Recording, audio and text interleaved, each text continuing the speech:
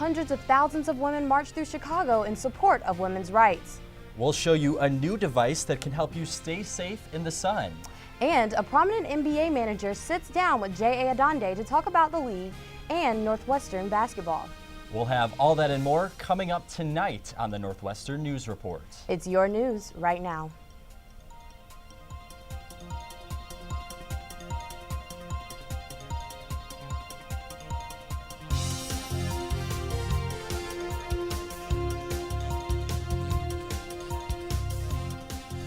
Good evening, I'm Matt Dunn. And I'm Bria Calpin. Thanks for joining us. We'll get to those stories in a moment, but first we begin with some news that broke yesterday evening. According to an email from Northwestern police sent out to students last night, a man walked into a store just after 4:30 yesterday afternoon, flashed a gun to an employee, and demanded money. Police say he did not actually get any money and instead fled on foot. The address in the email indicates the business was a close-knit yarn store. The suspect is described as a very thin male in his 50s and was wearing a dark jacket with a blue shirt and dark baggy jeans. The Daily Northwestern is reporting that a similar incident occurred at the Thrift House on Chicago Avenue. This armed robbery was successful, with around $300 taken just before 5 p.m. Anyone with any information should call Evanston Police at 847-866-5000.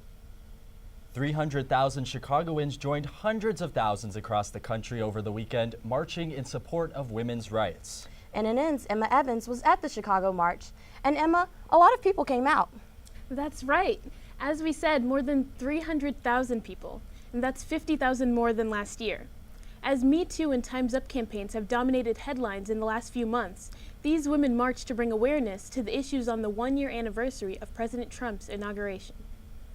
I myself am actually a survivor of sexual assault, so when that movement started, it really inspired me to speak out about my experience and fight back against, predators like that. After celebrities like Aly Raisman, Terry Crews, and Angelina Jolie spoke up about their experiences with sexual harassment, some people were encouraged to take a stand.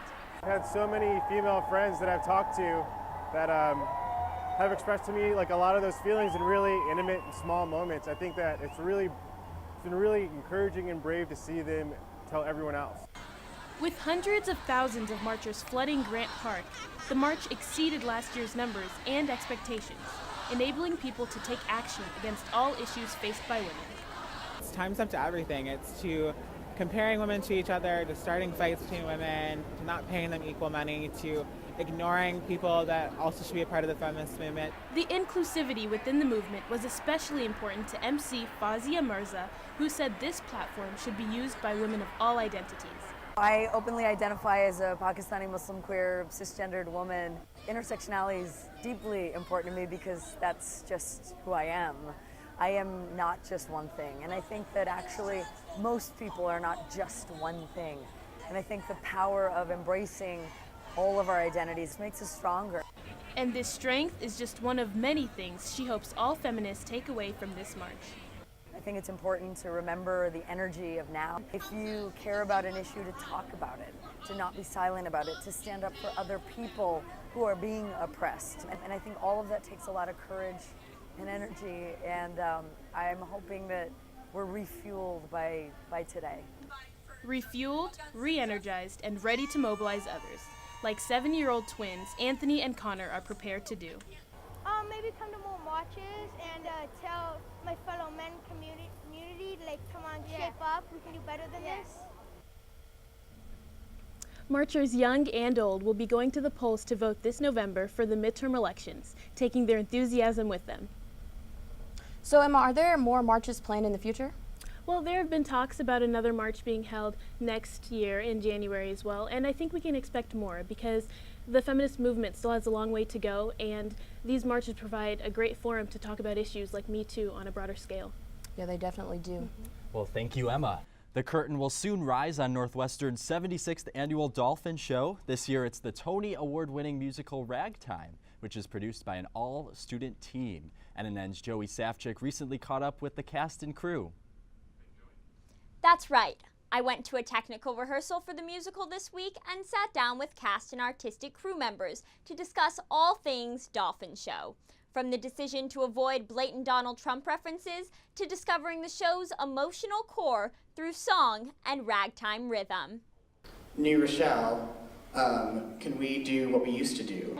Senior theater major Michael Hurwitz is directing the production, which he says features a notably large cast and orchestra, including child actors. He pitched ragtime while petitioning to direct the nation's largest student-produced show. We thought it was impossible for a long time because it's such a huge show. And then I kept listening to the show and I was so moved by it, and I wanted a show that really felt, that wore its heart on its sleeve, that felt kind of really strong emotional core. While the cast and crew have spent months perfecting every last note and dance move, they also talked to me about how they've explored the political implications of this relevant piece of art. I think the show can appeal to a lot of different people in different ways. The play is set in 1906 and portrays the lives of three groups of people in New York: upper-class white suburbanites from New Rochelle, black musicians in Harlem, and Jewish immigrants from Eastern Europe. The team spent months prior to casting the show ensuring that they were doing justice to the historical truths of the work. In the rehearsal room, they continued having discussions about the show's current resonance. As far as like racial inequality and atrocities, Michael does a really great job creating a safe setting for that to be present in the room. The show's broader themes are about family and love, but it deals with racism, immigration-induced xenophobia, and socioeconomic disparity, all issues of America today, 110 years after the play takes place. It allows us to talk about the present moment without ever addressing the present moment. We're only in 1906. I was very, very clear that we did not talk about Trump in rehearsals. And by focusing on the family and the people and the legacy and the memory, the politics will be heard clearer than if we tried to put J.P. Morgan in a Trump wig. 2018 marked 20 years since Ragtime debuted on Broadway. Michael told me he is amazed at how relevant the show continues to be. Ragtime will play Conn Auditorium from January 26th to February 3rd. Tickets are available at nnudolphinshow.org. Joey Safchik, Northwestern News Report. Thanks, Joey. Between expensive application fees and tuition costs, attending an elite university is a huge financial burden for some students. NNN's Nikki Griswold joins us now with details about a new program trying to lift that burden. That's right. Northwestern launched a pilot program called Books for Cats last quarter that loans textbooks and class materials to low-income first-year students in select STEM classes. I spoke to one student utilizing the program to get a sense of its impact on campus and what its future might look like. Without the Books for Cats program, I would have been spending a considerable amount of the income that I make at my work-study job on textbooks. And that is really kind of debilitating. Books for Cats coincides with Northwestern University President Morton Shapiro's goal to make higher education more accessible to students from lower income backgrounds. Shapiro hopes to have 20% of Northwestern students be Pell Grant eligible by the year 2020. His commitment is not just about getting those people in the applicant pool and accepting them, but when they get here, making sure that they have an authentic Northwestern experience, not a Northwestern experience with an asterisk next to it, because they had so few resources, they just couldn't take advantage of opportunities. But the program is still in the pilot stage and its future is uncertain. Right now, only first years have access to the textbook loans. And although it's likely to return for the next academic year, there's no guarantee that it will be expanded to include upperclassmen. The worry with Books for Cats not continuing on to the next year is the materials just get more expensive as you continue in your higher education. Holloway says the program focuses on introductory classes because research shows that success early on is very influential in determining whether students continue with STEM studies. When it comes to those first-year students, they don't know where they're headed yet. I mean, they might have a sense, but they don't know. And if they can't succeed at the first course, they're cutting off that whole part of a potential future for them. The Provost's office plans on examining the logistics of the program and its cost projections at the end of this academic year before making a definitive decision on its future. How many students take advantage of the program? Provost Holloway told me that about 351 students were eligible for the program this year, but only half of them took advantage of it. If those numbers hold true for the other classes, there could be more than 1,000 students who could be eligible for the program if it was expanded. Wow. Thank you, Nikki. And when we come back, a research team at Northwestern is working on a tiny invention that can make a huge impact. We'll show you how UV Sense could help save lives. After a few weeks of bundling up from head to toe, will we finally be able to take off some layers this week? I'm Sian Shin, and coming up, I'll have your 5-day weather forecast.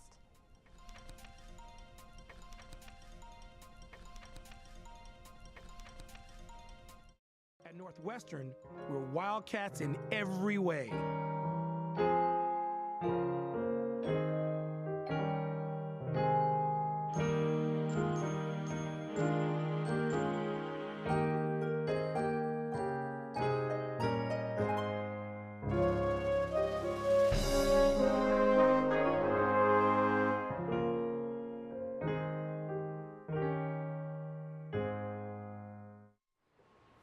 Go Northwestern, break right through that.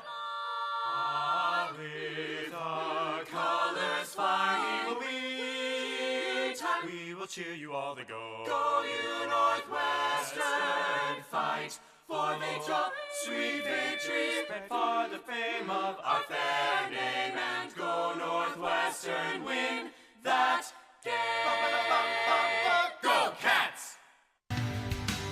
At Northwestern University, we are pioneering innovation and achieving excellence across every imaginable discipline.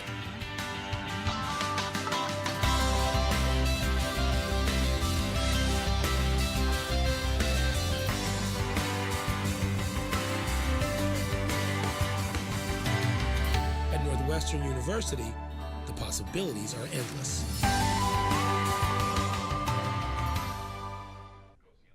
Let's take a look at your 5-day weather forecast to find out whether you'll need your full winter gear this week. Wednesday will have a high of 33 and a low of 24. The sky will be full of clouds, with sunshine making some guest appearances. Cloudy skies will continue into Thursday, with a high of 42 and a low of 34. Skies will clear up on Friday for a full day of sun. We will have a high of 50 and a low of 41. So make sure to take advantage of Friday if you're going to go for a run or take a scenic walk. Get your umbrellas out because rain showers will continue throughout Saturday. We will have a high of 43 and a low of 29. And as the last day of the week, Sunday will be the coldest day with a high of 33 and a low of 18. Clouds will be consistent throughout the day with a 20% chance of rain. So make sure to have your parka and umbrella ready to go. I'm Sian Shin, and this has been your 5-day weather forecast. Back to you. Thank you, Sian. Sunlight may be one of the nature's most beautiful sights, but its rays can be the most harmful to the body. Thanks to one Northwestern professor and his team of researchers, a device smaller than an M&M could give people the tools they need to monitor their sun exposure and to prevent skin cancers. I went into the lab to speak with the leader of the research team. You don't ever have to worry about whether your device is charged up or not. You just put it on and it immediately starts measuring that accumulated UV exposure. And then you just take your phone and you swipe the device and it provides the user with detailed information on UV exposure. Professor John Rogers is partnering with cosmetics maker L'Oreal to create UV Sense, a tiny UV monitor that also happens to be the world's smallest wearable device. What we're able to do is take some of our technologies in millimeter scale wireless devices and integrate onto those platforms capabilities for doing continuous, precise, accurate measurements of UV light exposure. All in a way that doesn't require a battery, is very miniaturized, low cost, and capable of mounting on the body in unusual locations. The device comes in different styles, is waterproof, and has a strong adhesive that allows you to stick it somewhere like your fingernail and leave it there for months at a time with no discomfort. And you can check it right on your smartphone. To sync the device to the app, simply tap the UV sensor to the NFC UV dosimeter located on the back of your smartphone. Once the devices are synced, you can use the app to track your UV exposure throughout the day and over time. Ultimately, it's only useful if people are acting on the information And so our dermatology expert collaborators understand how to provide that information in a way that will sort of maximize the chances that people use it in a productive way. Moving forward, Rogers plans to take the device to the next level by adding functionality that could eventually turn it into a physical health monitor. Bria Kalpin, Northwestern News Network. Wow, what a cool device. I know. Yeah, so the team also received a multi-million-dollar grant to conduct a human clinical study by giving UV Sense to people who are at risk for melanoma to monitor their sun exposure. L'Oreal is set to release UV Sense to the public in 2019. And coming up, it happens every year. We sign up for gym memberships at the beginning of the new year, but instead of losing pounds, we wind up losing money. How broken resolutions affect our pocketbooks. That's next in Money Minute. Plus, a look at how one of Northwestern's newest buildings is also one of the university's greenest.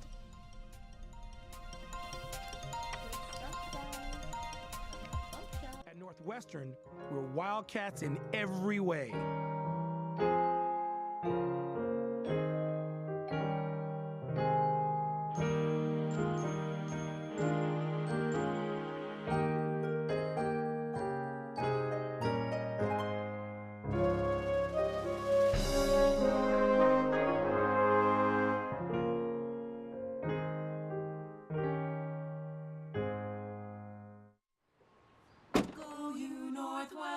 Northwestern break right through that.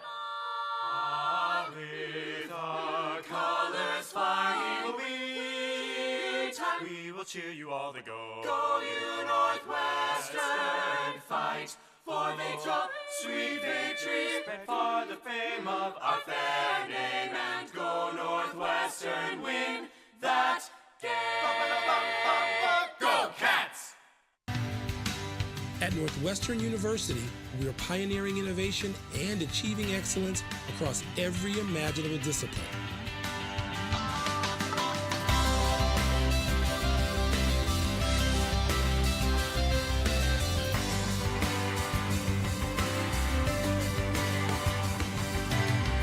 At Northwestern University, the possibilities are endless.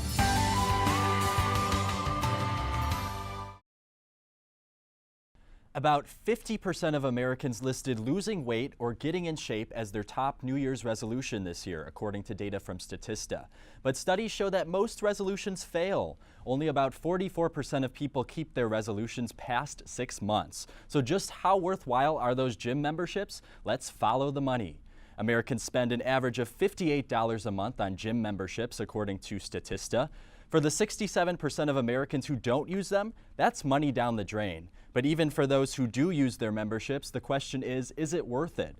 Well, researchers at the University of California at Berkeley surveyed about 8,000 gym members who paid a flat monthly gym fee. They found out that the average person goes to the gym just 4.3 times a month.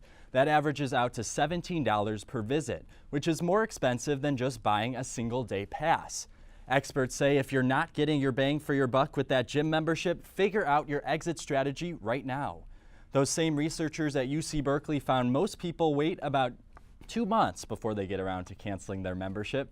In the meantime, they lose a whopping $187. While losing weight is a good New Year's resolution, saving money is perhaps just as good. We wanted to see how you were doing with your New Year's resolutions, so we asked you in this week's edition of Rock Talk.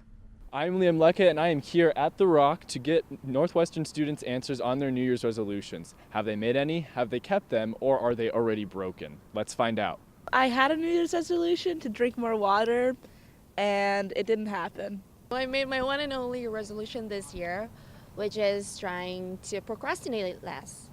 But then I kind of broke it already, so yeah. My New Year's resolution for this year has been to eat healthier and kind of spend more time working out. So I didn't really make a New Year's resolution this year. Thought my 2017 went really amazingly. Pretty much is everything that I wanted to happen happened. So figured I'd just try to keep up the good feels going on to 2018. The Kellogg School of Management welcomed a new building to campus last March, and it already has won national recognition. NNN's Esther Wells tells us why.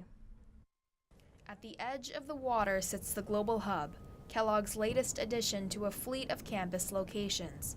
Not only is the building visually stunning, it's also environmentally friendly. Last month, the Global Hub received Leadership in Energy and Environmental Design, or LEED Platinum certification.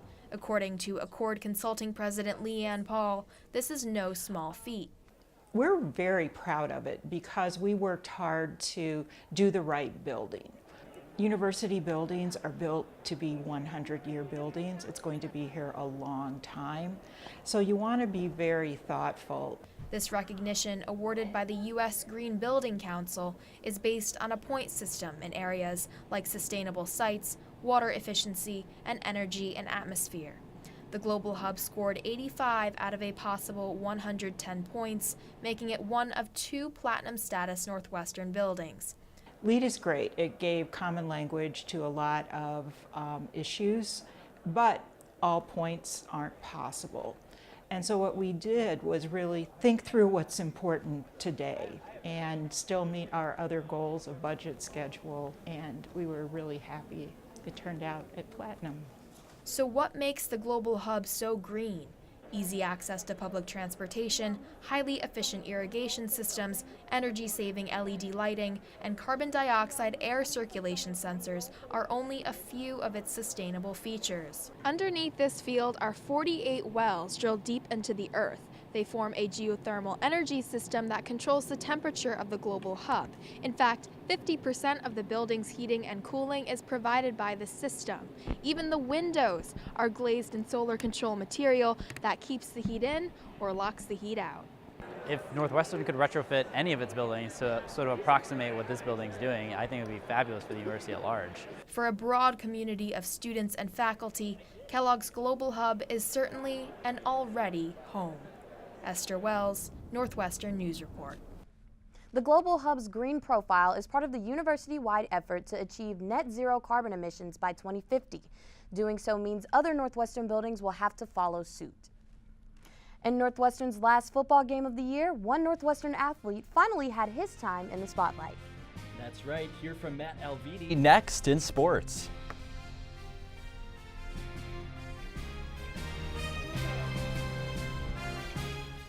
At Northwestern, we're Wildcats in every way.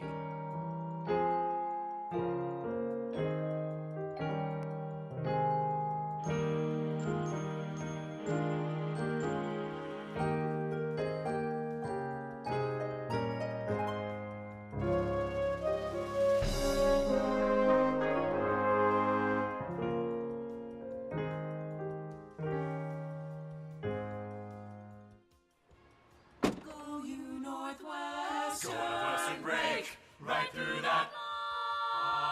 With our colors flying, we will cheer you all the go. Go you Northwestern, fight for victory, sweet victory, for the fame of our fair name, and go Northwestern, win that game. Go Cats! At Northwestern University, we are pioneering innovation and achieving excellence across every imaginable discipline.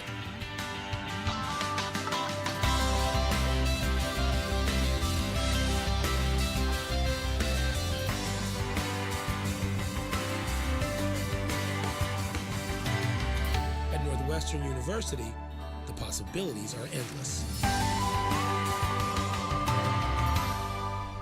In Northwestern's final football game, it was the backup quarterback who finished out the season after NFL hopeful Clayton Thorson got injured. NNN's Adam Braunstein sat down with redshirt senior Matt Alviti to learn about his experience in Nashville. And I get nailed right in the head, and then from there, I had a bloody nose the rest of the first half. And after that, it was like, wow, it's kind of the first time I've been hit for a while, and it felt good to be back, that's for sure. Redshirt senior Matt Alviti was excited to be on the field for the Cats in the Music City Bowl.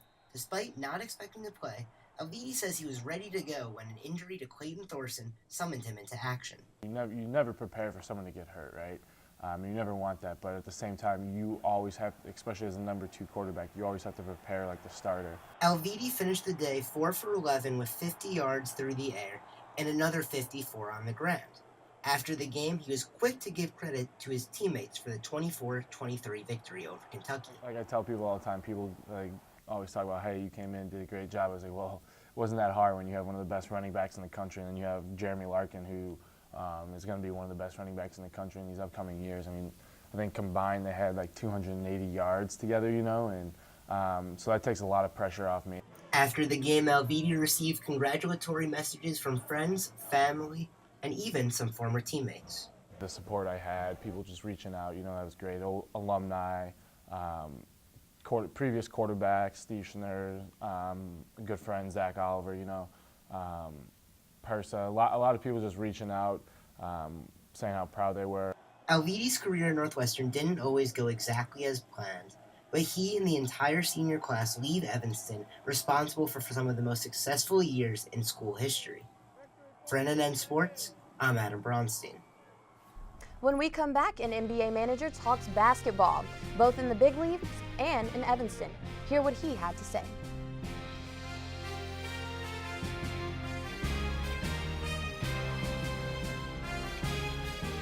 At Northwestern, we're Wildcats in every way.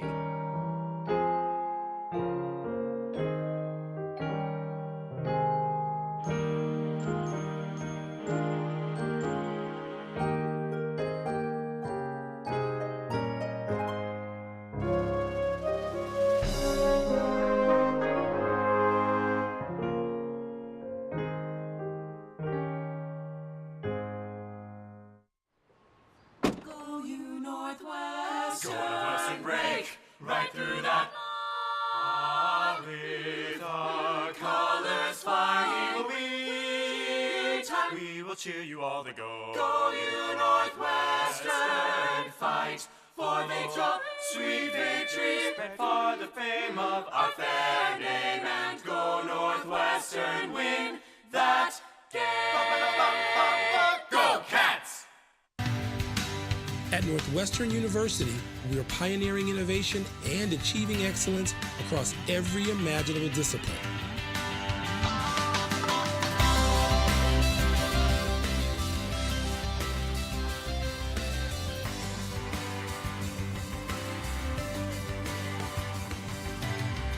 At Northwestern University, the possibilities are endless. Welcome back. Houston Rockets general manager and Northwestern alum Daryl Morey stopped by Northwestern last week to discuss the current state of the NBA and reflect on his time on campus. NNN's Justin Sweetwood was there. I honed my pickup game in intramurals here. So, 22 years ago, Daryl Morey walked through the arch for the final time as a student. I graduated computer science, but I took a lot of economics classes that turned out to be really helpful later. Last week, he sat down with Medill Director of Sports Journalism, J.A. Adonde. Daryl I've known for many years now covering the NBA, and I think he always kind of looked after me and gave me, a little bit of favorable access because he's a Northwestern graduate, as I am, so I graduated 4 years ahead of him. And I think a lot of people that cover the NBA would tell you he's one of their favorite people to deal with because he's pretty accessible. He tries to provide you with as much information. He's not one to try to keep you in the dark. He believes it's better off. The more people are informed, the better. Contemporary Thought Speaker Series put on the event. Vice President of Finance Trevor Lystad thought it was an overall success. I think it came out great. I was glad to just hearing people with that much knowledge about basketball and about the NBA talk about the NBA is fascinating.